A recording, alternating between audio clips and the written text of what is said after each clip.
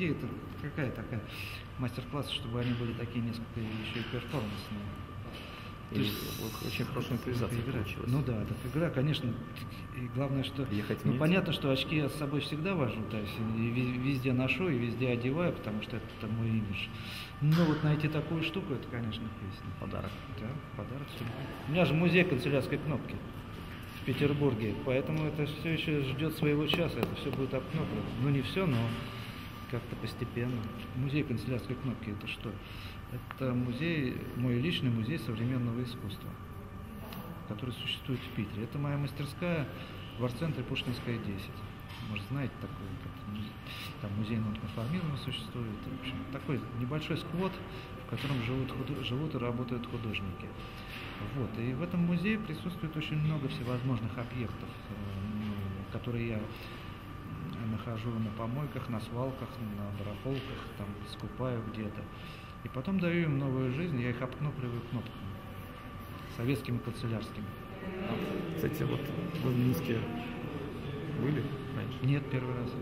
С Минском вообще такая забавная история, потому что минских фотографов довольно-таки много, которых я знал еще и раньше. Это еще в то, постсоветское время, 89-й год где-то, была такая группа очень известная, «Белорусский климат», где вот и существовали там и Игорь Савченко, и Кожемякин, там, Парфенок, да, и Москалева Галина, и Шахревич, которые сейчас живут в Москве. То есть там была хорошая такая, белорусский климат был. И самое смешное, что мы как-то с ними встретились в Питере, и они на нас очень сильно повлияли своей сплоченностью. Нет, сплоченностью, но правда другое дело, что спустя там года 2 или 3 они развалились все, потому что все разбежались по разным углам. Но при этом мы как-то периодически и встречаемся, и общаемся и с Игорем, и с Кожемякиным. Все это происходит. Ну и тем более, что с Игорем-то мы еще как-то связаны, периодически участвуем вместе в каких-то мероприятиях, потому что в прошлом году был фотофест в Хьюстоне, и он как раз устраивался в честь российской фотографии. Там показывали большой, там 3 выставки было, посвященные российской фотографии от 60-х годов прошлого века до нашего времени. И мы там участвовали, там экспедиция, то есть не экспедиция, приехало там человек 70 фотографов, пригласили, то есть большая команда была. Это люди. Это люди, которых вы встретили из Беларуси, из Минска. Да. А вот именно ощущение города. Ощущение было очень неожиданное, потому что когда я приехал, на самом деле понятно, что я перед этим посмотрел в интернете, какие картинки есть там и что и как. Но все равно, когда я приехал, я не знал истории, да? Я удивился, что очень много новых зданий. Вот это вот. Меня это поразило. Потом я узнал, что практически Минск был разрушен, практически весь, там осталось всего ничего. А все остальное это уже построено после Великой, то есть, после нашей войны отечественной. Вот, и с другой стороны, значит, поражает, естественно, этот проспект Незалежности, да, то есть совершенно сталинские здания, сталинская архитектура, да, то есть нет, она совершенно классная, она организует, это все очень здорово. С другой стороны, когда мы позавчера подошли вот там, где православный храм, и там вот маленькие дворики вокруг, это Вышгород называется, да, вот это. Белый. Да, белый. Да, там, белая церковь. Да, там верхний город. Да, верхний город. Ну, Вышгород, это вот так и есть. Вот там вот мне тоже очень понравилось, что все-таки, при всем при том, что строятся новые какие-то здания, но они строятся хоть и новодел, но в тех же пропорциях, как это должно было быть.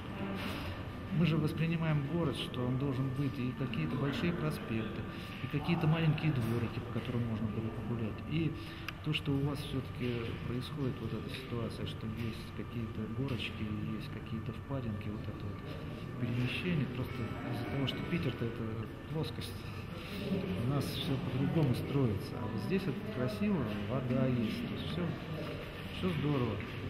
Я, естественно, понимаю, что приезжая в Белоруссию, я понимаю, что я попадаю в пространство, где существует некий батька. Да? В общем, понятно, что ты как-то думаешь, как же там люди живут, как и все. Смотрю, да вроде бы все нормально, приветливые люди, все хорошо живут. И мне нравится то, что русская речь тоже присутствует. Понятно, что когда я читаю белорусские названия, это мне тоже очень забавно, просто в связи с тем, что, допустим, в России буквы «ё» уже не существует. Ей только памятник поставили и все. Буква «е», как все унифицировано. А у вас буква «ё» существует, еще пишется везде с двумя точечками. Это классно. Это мне нравится.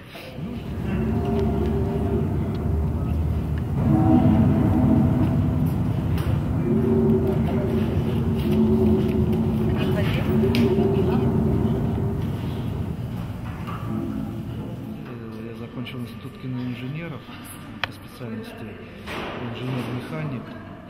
То есть я должен был быть инженером. После окончания института, естественно, я понял, что я не хочу быть инженером, не хочу работать в КБ, мне это не интересно. В КБ это мне совершенно не интересно. Ну и, в общем, хорошо, что меня через 3 месяца после окончания института призвали в армию, потому что у нас не было военной кафедры. Во флот, и я попал в фотолабораторию, в кинофотолабораторию. Мы снимали на Северном флоте пуски ракет всевозможных, там, от баллистики до крылатки, все что угодно. Подводные, надводные, пуски всевозможные. А потом, когда я вернулся домой, и, в общем, я понял, что я хочу работать в какой-то творческой специальности. И попытался найти, и мне родители помогли найти работу фотографом просто в строительной конторе. И вот до 96-го года я работал фотографом в строительной конторе.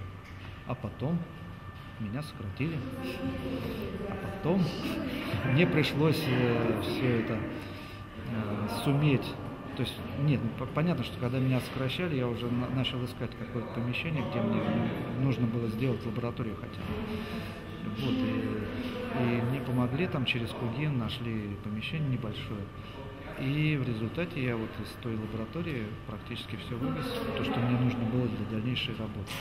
И дальше я попал на биржу труда, но, естественно, не нашел работы, какой бы я хотел. Ну и все, и дальше я стал свободным фотографом, свободным художником. Вот и сейчас я пока что им существую, хотя, в общем, конечно, такая история довольно-таки сложная, потому что не всегда возможно заработать. Как у любого художника, то густо, то пусто. И, в общем, это довольно-таки такая серьезная проблема, и, в общем, надо ее как-то решить. Скажите, много ли вам работ пришлось продать и удалось продать? Ну, на самом деле... Вот именно говоря о вашем основном продукте. Да, конечно. Творчество. Нет, естественно, нет, на самом деле надо просто посмотреть, в каких музеях я представлен, как минимум. И, это все проданные работы? Нет, конечно, в Эрмитаж я не продавал, я в Эрмитаж подарил, естественно. Ну, еще несколько музеев есть, в которые я дарил работу, но для меня это очень важно, потому что сама по себе графа в биографии, в каких музеях ты представлен, это очень важно. Послужной список. Да, послужной список. Регалии. И я считаю, что это самое важное на самом деле, потому что можно продавать еще в какие-то другие места, там, каким-то коллекционерам и какие-то квартиры там для оформления, но музей все-таки самое важное. Хоть музей считается кладбищем искусства, но все равно, то есть мы хотим присутствовать в музее. Сколько вы внимания, времени уделяете непосредственно съемке, фотографии, творчеству, личному творчеству? Не обучению, не выставкам, а именно производству новых работ. Я понял, в чем заключается вопрос. Но дело в том, что из-за того, что у меня все-таки существует вот этот музей канцелярской кнопки, где я... Пушкинская 10. Да, где я не только делаю то есть не только выставляю фотографии, там, но делаю объекты какие-то, у меня есть возможность переключаться, либо фотографировать, либо кнопки втыкать, либо еще что-то делать, либо еще что-то. То есть я себе специально это сделал, потому что могу сказать, что, конечно, с возрастом и вообще количество идей фотографических, которые хочется реализовывать, уменьшается, без сомнения. Ну, почему нет? Я могу сказать, что там наиболее такой продуктивный год, в который я сделал какие-то действительно интересные вещи, которые, хотя в любом случае я могу сказать, что все, что я показываю, мне за это не стыдно, но вот тогда были сделаны действительно очень серьезные вещи. Вот.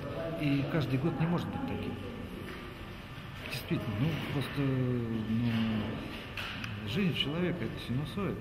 Туда-сюда, то есть все происходит. То есть бывают подъемы, бывают спады такие, бывают проблемы, там еще что-то. Хотя, в принципе, я продолжаю снимать. Другое дело, что, естественно, если там где-то в 2000-х годах, и все-таки я довольно-таки часто снимал, то сегодня, конечно, я снимаю пореже, но при этом я беру фотографию, то есть фотоаппарат только в том случае, если у меня возникает какой-то проект, какая-то идея. Без идеи я вообще снимать не буду. Просто это неинтересно. Потому что если в 80-х годах мы, когда существовали в фотоклубе «Зеркало», прошу прощения, мы в туалет с камерой ходили. То есть камера всегда была с собой, то есть все что угодно вообще. Вот камера всегда, везде, мы готовы были все снимать. Но потом я начал смотреть на все это и понимать, что, условно говоря, если работаешь с концептуальной фотографией, делаешь какие-то проекты, то проект надо придумать, его надо реализовать, сделать, и успокоиться, и развернуться на 180 градусов, заняться чем-то другим. Иногда у него бывает куратор. Куратор, мы сами себе куратор в большей степени. Да, конечно. Нет, просто я к тому, что я все-таки кураторской деятельностью сам занимался, то есть сам делал, и мы делали и фестивали осенние фотомарафоны. В год я несколько проектов делаю фотографических там. Либо я нахожу какие-то свои старые негативы, которые были не отпечатаны, там, и что-то придумаю, как их напечатать, либо там еще. Конечно, работа с архивом — это очень важно. Святой. Конечно. Либо все-таки снимаю, конечно.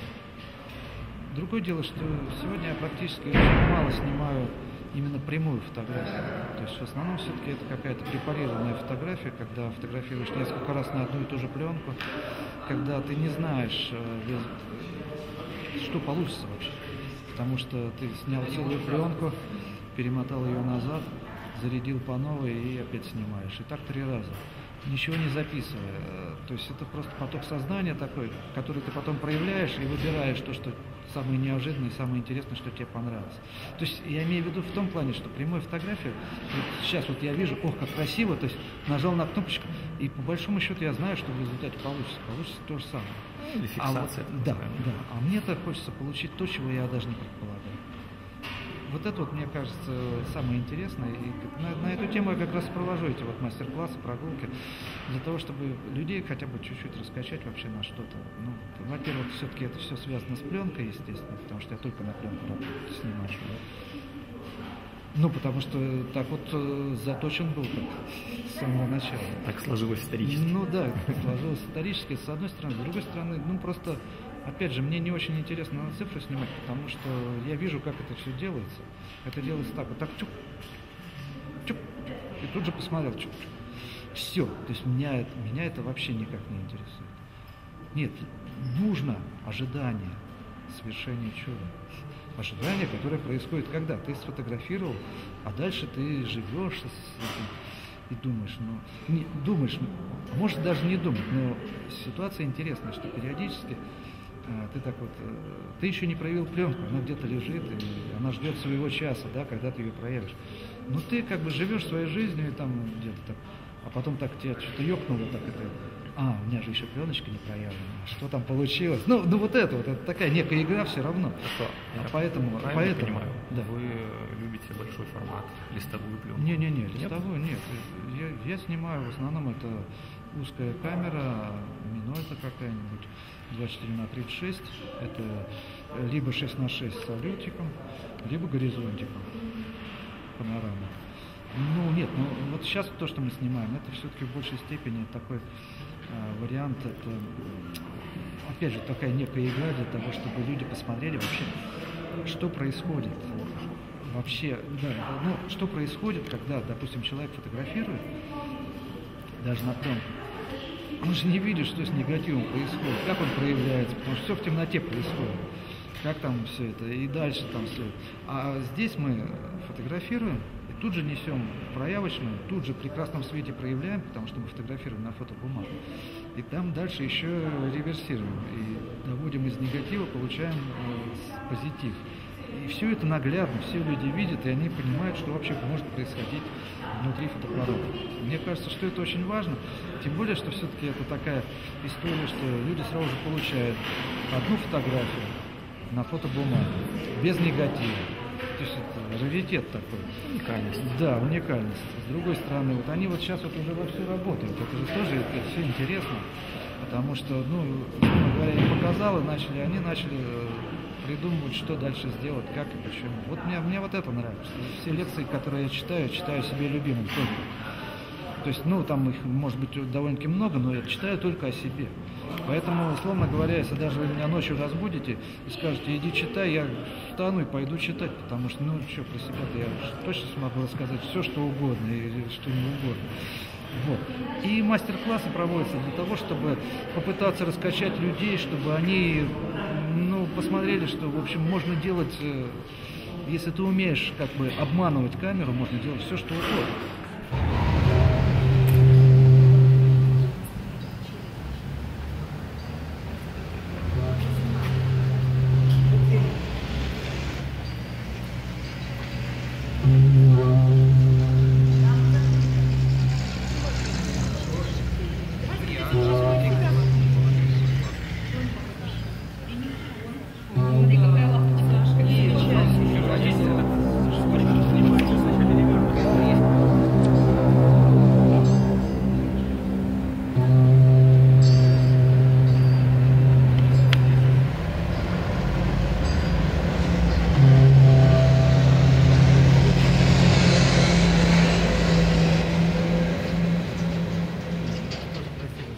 Нет, ну такая вот штука, это вообще никогда не подумаешь, что это фотоаппарат. Да. Можно пару слов о кнопке? Да. Вот я слышал, что когда вы начали это делать, люди возмущались тем, что вы помещаете кнопку на лицо. Что это было, да, поясните. Да, что это было. И что вы на самом деле не экспонировали лицо, да. На самом деле его там не было. Откуда это все?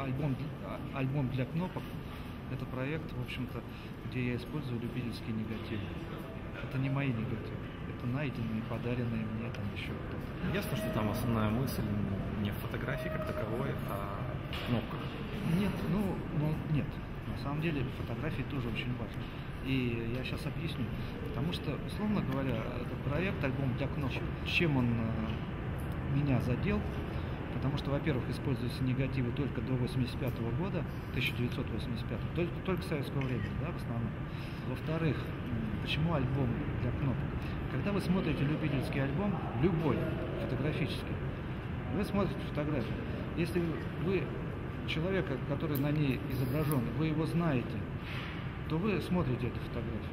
Если вы не знаете этого человека, вы пролистываете дальше, вам не интересно. Задача была унифицировать всех, чтобы не надо было смотреть на лицо. Надо было смотреть, чтобы существовала вот эта вот маска, типа кнопки. Хотя, в принципе, у каждой кнопки есть свое выражение лица. Это тоже очень важно. Да, уникальность в том плане, что когда ее, как ее поместить, то есть она по-разному работает и взаимодействует с другими кнопками. Вот. И поэтому унифицировать все для того, чтобы люди смотрели все-таки на фотографии. При этом я все-таки отбирал очень для меня важные и интересные фотографии, то есть негативы. Мне нравятся негативы, которые фотографируют любители, потому что любитель фотографирует не так, как фотографирует профессионал. И я сам пытался фотографировать как любитель, я там пытался смазывать, пытался там еще что-то делать, но все равно это видно, что это не любительская съемка. Поэтому я использую эти негативы. Ну и самое важное, что, естественно, я не втыкаю кнопки в лица. То есть это при печати вставляется негатив в увеличитель, кладется лист фотобумаги, и под красным стеклом на каждое лицо накладываются монетки, чтобы получились То есть потом я засвечиваю, проявляю, получается белые кружочки вместо лиц. А потом я опять после проявления промываю немножечко, опять на стол засвечиваю каждый кружочек кнопочкой. А потом уже проявляю, и потом вот все это получается. Естественно, у меня были ситуации, когда я там просил у каких-то знакомых, говорю, ну, у вас же есть наверняка черно-белый негатив. Да, у меня море там все это. Ну, отдайте мне, хорошо, отдам. И потом, когда человек приходит на мою выставку и видит вот это, подходит, говорит, я тебе не отдам, ты в лица кнопки втыкаешь. Я говорю, я не втыкаю кнопки, это маски. Я не втыкаю кнопки в лица, это маски. И все. Вот, но с другой стороны, опять же, я могу сказать, что у меня была очень забавная история, связанная с этой серией, потому что я приехал как-то в Москву в редакцию журнала «Камера обскура» и показывал эти работы, и мне вот один из редакторов посмотрел, говорит, ну нормально, хорошо, подожди сейчас. Вышел и принес мне альбом и показывает. Альбом Джона Балдессари, это известный художник. Я открываю альбом и тихо обалдеваю. И так сразу же ребятам говорю, ребята, не знал. Они говорят, незнание не освобождает. Да.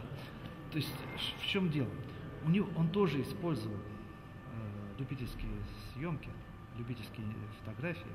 Ну просто вместо лиц он приклеивал цветные кружочки. И в данной ситуации я сначала так как-то мне так пот прошиб, что, ну, в общем, ну, я не знал действительно, ну что делать. Но потом я когда начал все это анализировать и подумал, что кнопочка-то все-таки это серьезно. Это все-таки не кружочки цветные, и все. И в общем, и я успокоился. Кнопочка это вообще такой универсальный символ, да? Кружочек с выдавленным треугольным кончиком, да? С одной стороны. Кружочек это вообще такая форма очень хорошая, приятная, с ней хорошо работать. Во-вторых, все-таки это структурная тема. То есть, когда ты втыкаешь много кнопок и заполняешь ими целые пространства какие-то, такая некая структура.